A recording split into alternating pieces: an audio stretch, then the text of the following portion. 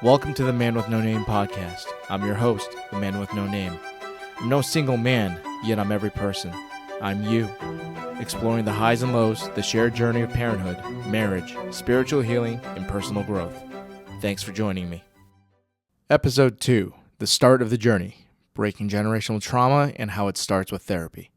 Welcome back to the Man with No Name podcast. If you liked the first episode and want to hear more, please give me a like and a follow. Today's episode is deeply personal and pivotal because we're going to dive into my journey of breaking free from generational trauma. It's a journey that began with a decision to go to therapy. Therapy, though, is just one part of the bigger picture of healing. It was a conduit that opened the door to self-awareness, and without a certain level of self-awareness, there can be no meaningful healing. So while today's focus is on therapy, it's important to understand that this is just a small piece of the puzzle, although a foundational one.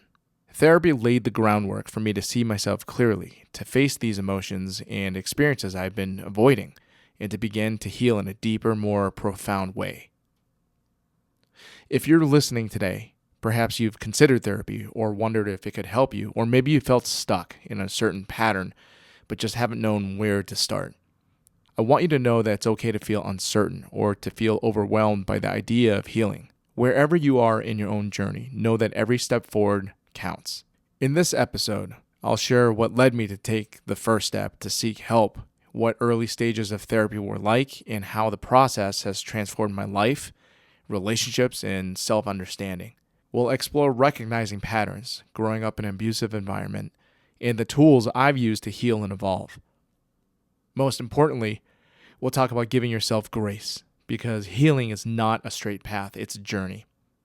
If you've ever felt weighted down by the past or wondered how to break free of the cycle, this episode is for you. Let's begin. Let's start at the beginning, the actual decision to go to therapy. For a long time, I didn't see myself as someone who needed help. I thought I could handle everything on my own. It wasn't even my choice to seek therapy at first. It was an ultimatum. It was an ultimatum from my then girlfriend and now wife. She saw things in me that I wasn't ready to face, and the reality was that if I didn't get help, I'd lose her. She was going to walk out that door. The ultimatum was the push I needed. I finally accepted that I had to confront the things that I'd been running from for years. I had to accept that I'd seen a pattern of behaviors in my entire life with relationships, and I accepted that something needed to change. Looking back, a huge part of what I was running from was the anger I carried for so long.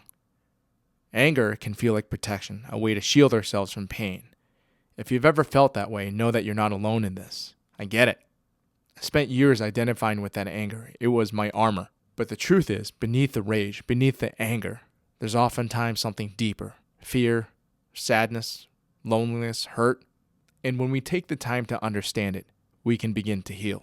And the truth is, I've been through a lot. My family life wasn't just dysfunctional. It was abusive.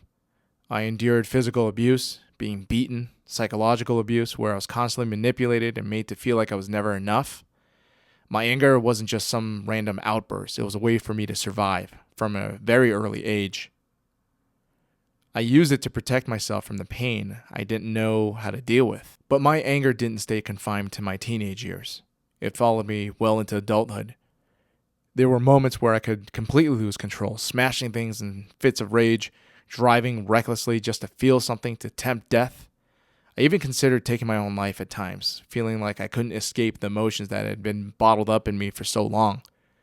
Therapy truly became my lifeline. I had to get help before that rage consumed me entirely. If there's one thing I want you to take away from this section, it's that you deserve the chance to explore those deeper feelings. You deserve to heal, even if it feels daunting. Start small. Just acknowledging the emotions that you've been carrying is a huge step in the right direction. When I first started therapy, I didn't expect it to be easy, but I wasn't prepared for just how deep I needed to go. Those early sessions felt like I was opening up wounds, picking up scabs or picking off scabs that I had spent my entire life trying to cover. One of the hardest realizations was just how much of my anger was tied to the abuse that I experienced in my family. Growing up, I thought it was just a cultural difference between what I experienced and what my friends at school experienced. But well into adulthood, I realized that I truly was coming from a dysfunctional family where abuse was prevalent. I've been working with my therapist, her name is Tammy Shalhoub, for close to a decade now, and I'm incredibly thankful for her support in helping me heal and process the trauma that I've been carrying for years in the way that it's affected me. Tammy uses a method called emotionally focused therapy, or EFT, which has been transformative. If you're interested in working with Tammy, her website is www.tammyshalhoub.com. I'll put the actual website URL into the show notes. So what exactly is EFT and how does it work? EFT is a therapeutic approach that helps people understand their emotions and how emotions can influence their behavior. The focus is on emotional connections, both with ourselves and with others.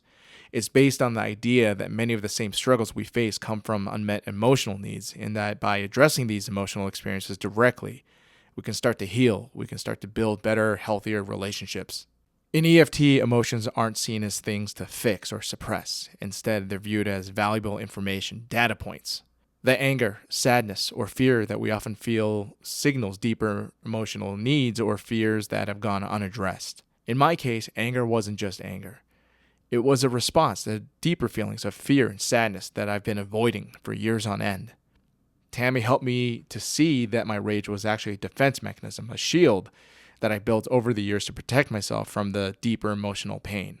All of this work was desperately needed. Growing up, there was always tension in my household. Divorce was constantly looming in the background like some kind of threat, and it wasn't just the instability, it was the abuse. Again, I didn't realize until I was an adult that what I'd gone through wasn't normal. I'd been physically beaten and psychologically manipulated. I witnessed abuse where I watched my father beat my mother, spit on her, berate her, and he would do the same to me. Oftentimes, he would blame his own actions on me, blaming me for making him mad, and I carried that with me every single day. I had learned to hide the secrets of my family, pretending like everything was fine. It's difficult to talk about, but that abuse shaped me in ways that I didn't understand at the time. I grew up feeling like I was constantly on edge, waiting for the next explosion. I was always in fight or flight. I was always in a sympathetic, nervous state versus parasympathetic or able to relax. My anger was a way to feel in control when everything around me was chaotic. It became my default response to stress or pain. I didn't know how to deal with sadness, so I pushed it all down and just covered it up, letting the rage take over as my defense. I want to encourage you, if you're beginning therapy or even thinking about it, to give yourself permission to feel whatever comes up. It might be uncomfortable at first, but that's actually part of the process. Healing isn't about avoiding the hard stuff. It's about learning to sit with it and to understand it. And you don't have to do it alone, whether it's with a therapist, a close friend, or even journaling.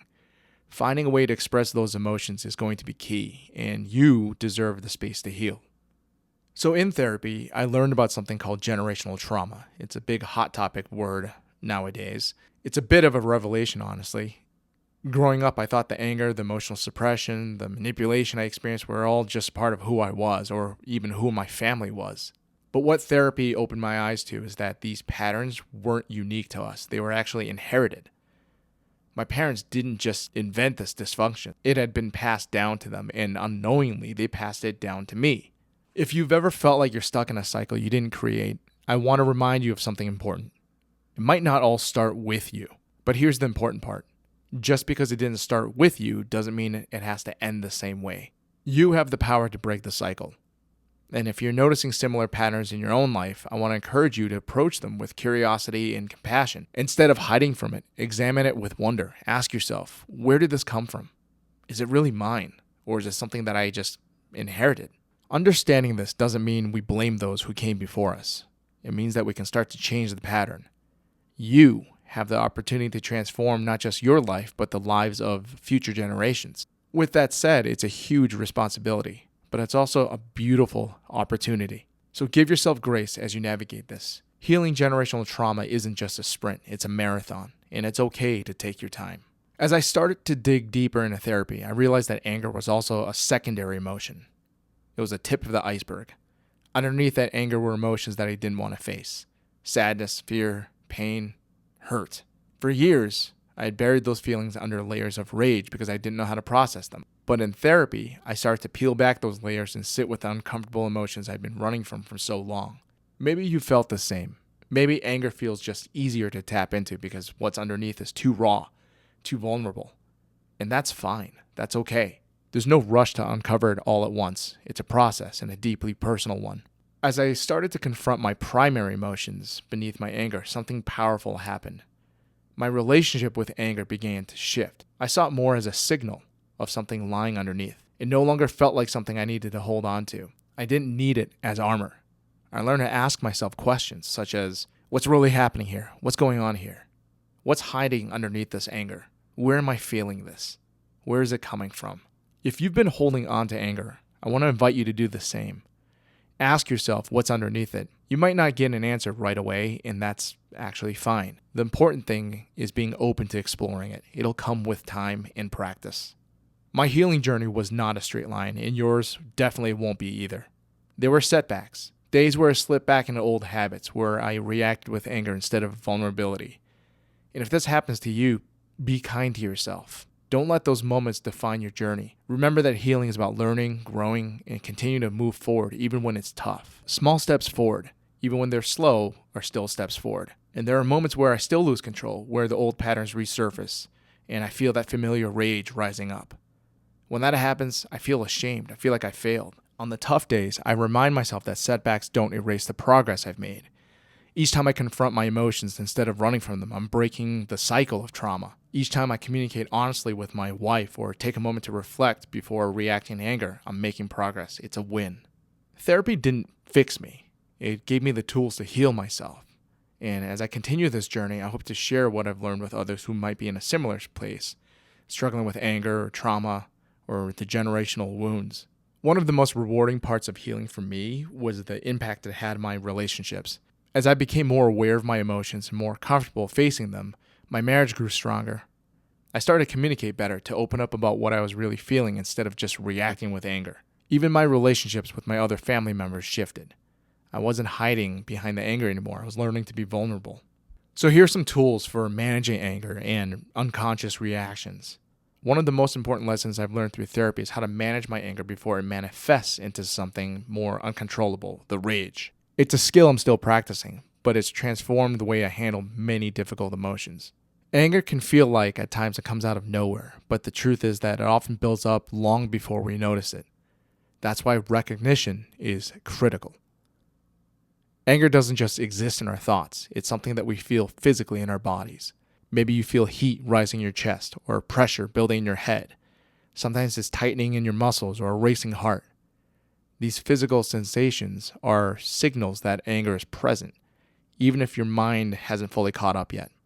And this is where mindfulness comes in. The earlier you can recognize these signals, the better chance you have of stopping anger from escalating into rage. When I first started practicing mindfulness, I was skeptical. It seemed too simple. But over time, I realized that this simple act of awareness was actually a powerful tool. When I could recognize the heat in my chest or the tightness in my jaw, I had the opportunity to pause and choose how I want to respond. Instead of just reacting impulsively, I could step back and really address the emotions in a more controlled way. One tool that's been really helpful for me is verbalizing what I'm feeling. Simply saying, I'm feeling pissed off right now. I'm feeling angry right now. Helps me acknowledge the emotions before it takes control. If I'm in a conversation, I feel that anger building, I'll ask for a moment. I'll say something like, hey, I need a minute. I got to process my emotions right now. Or I'll say something like, can we take a pause? That pause is crucial. It buys me the time that I need to step away from the situation, to reflect, to engage in self-awareness. And this time allows me to have a conversation with myself. What am I feeling? Why am I angry? What's really going on? This pause doesn't just help you. It helps the people that you're interacting with. It helps prevent a blow-up from happening and creates space for empathy. By stepping away and reflecting, you can not only calm yourself down, but also understand the situation more clearly. Maybe the anger is rooted in fear or sadness, or maybe it's a defense mechanism from a deeper wound. Whatever the case, taking that pause helps you gain perspective. Dr. Dan Siegel, a professor of psychiatry at UCLA, coined the term, name it to tame it. And that is exactly what we're doing here. The key here is to be gentle with yourself during this process. Part of this mindfulness practice is learning to show yourself empathy.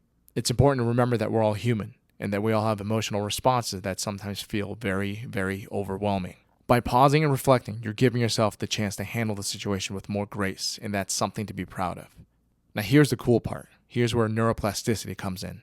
Every time you recognize your anger and manage it mindfully, you're literally reshaping your brain. The more you practice this, the better you get at it. It's like training a muscle. The more you use it, the stronger it gets. Over time, you'll find that you're able to catch your anger earlier and manage it more effectively. But like any other training, it's also important to understand that this takes time and practice. Just because you have these tools doesn't mean you'll be able to use them perfectly every single time. You are going to slip up. You're going to have moments where the anger takes over before you can catch it, and that's okay. It's all a part of the process. What matters is that you keep practicing, keep learning, keep showing yourself empathy as you grow, and don't give up. In moments where anger wins and you find yourself reacting in a way that you wish you hadn't, don't beat yourself up. Instead, reflect on what happened. What were the signs you missed? What can you do differently next time? If you have someone you can communicate with, go back and dissect the situation with them as a learning. Each experience, even the tough ones, is a chance to improve. Practice makes perfect, and this is no different.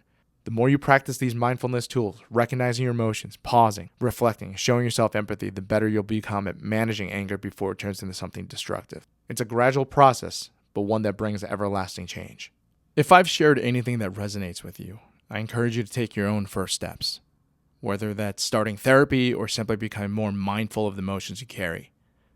Remember, helping yourself is not being selfish. You can't pour from an empty cup. Taking care of yourself is necessary for growth, for healing, and for breaking the cycles that no longer serve you or those around you. Healing is a journey, not a destination. Be gentle with yourself along the way and understand that you don't have to do it all at once. Small steps are still progress, and each one leads to something bigger. Before wrapping up, I want to express my deep gratitude to my support network, starting with my wife. Without her, I wouldn't have been able to truly face the man in the mirror.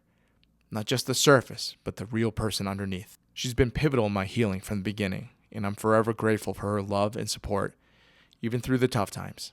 I also want to thank my therapist, Tammy, for creating a safe space for me to confront my own demons and for teaching me to give myself grace to grow. There are many others who have supported me along the way, my tribe, and we'll talk more about them in future episodes as we dive into other aspects of my journey. And that's it for today's episode. Thanks for listening. If you found value in this episode, I'd really appreciate it if you gave the podcast a like and a follow. Until next time, take care of yourself and remember, you're not alone. We're all walking this path together.